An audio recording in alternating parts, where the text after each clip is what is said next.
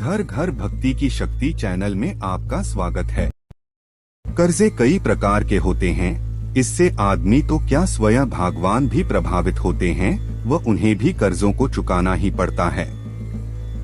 इस लेख के माध्यम से हम अपने पाठकों को बता रहे हैं अद्भुत रामायण के इस प्रसंग के बारे में जहां रुद्रावतार हनुमान जी को भी चुकाना पड़ा था कर्जा।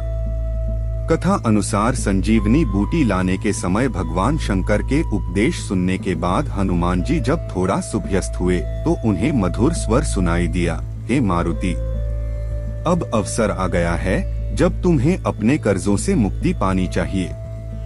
हनुमान ने नेत्र उठाए तो देखा कि माता अंजनी सामने थीं। माता ने स्नेह से उनके माथे पर 3 बार हाथ फिराया, जिससे हनुमान जी के 3 बाल माता के हाथ में आ गए तथा माता ने यत्न पूर्वक उनके बाल संभाले।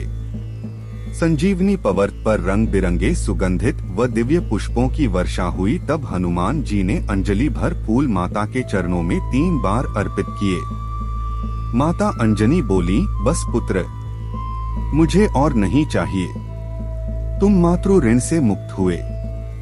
इन तीनों पुष्पांजलियों के फूलों को, जिनमें से प्रत्येक में तुम्हारा एक एक बाल भी रहेगा, मैं 3 अलग अलग स्थानों श्री सालासर बालाजी, श्री मेहंदीपुर बालाजी व वड़ाला बालाजी पर स्थापित करूंगी।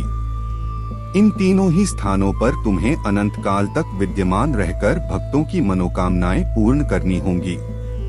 अब एक आदेश है वत्स, हनुमान जी ने नतमस्तक होकर कहा, आज्ञा माते, आपके आदेश की पालना होगी। माता बोली, वत्स, अब इन फूलों से अपने पिता के 49 स्वरूपों, ग्रहों, सभी देवी देवताओं, यक्ष गंधर्व किन्नरों, सभी शक्तियों, सभी ऋषि मुनियों, 10 महाविद्याओं और शास्त्रों, सभी इंद्रियों व सभी आत्मस्वरूपों को पुष्पांजलि अर्पित करो। इस सत्कर्म से तुम्हें सभी के कर्जा से मुक्ति मिल जाएगी और तुम सर्व शक्ति संपन्न बन जाओगे।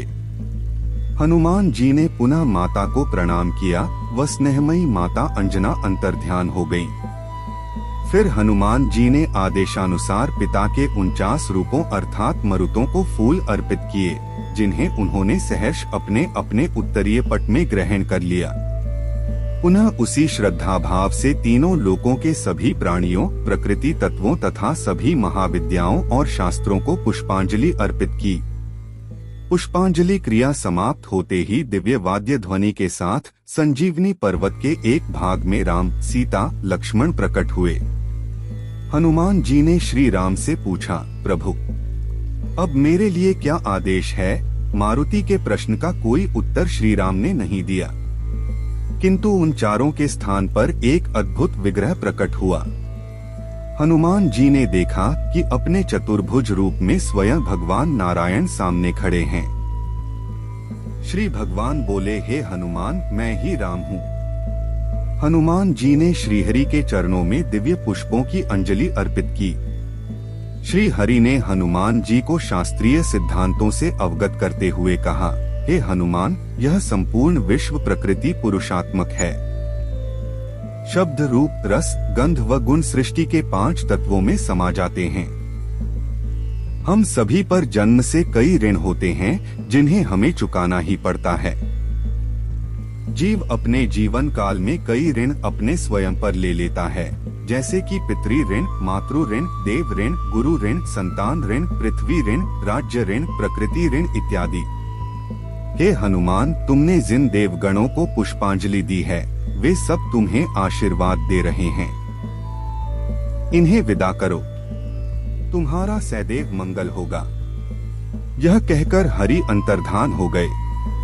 तब हनुमान जी ने हाथ जोड़कर सबको विदा किया। सूर्यदेव ने हनुमान जी से अत्यंत प्रभावित होकर आशीर्वाद देकर कहा, हे हनुमान, जिस प्राणी पर तुम्हारी कृपा दृष्टि होगी, कोई भी ग्रह उसके प्रतिकूल नहीं होगा। आप लोगों को बजरंगबली जी की ये कहानी कैसी लगी, कमेंट करके जरूर बताएं। हमारा उद्देश्य है घर घर भक्ति की शक्ति को पहुंचाना।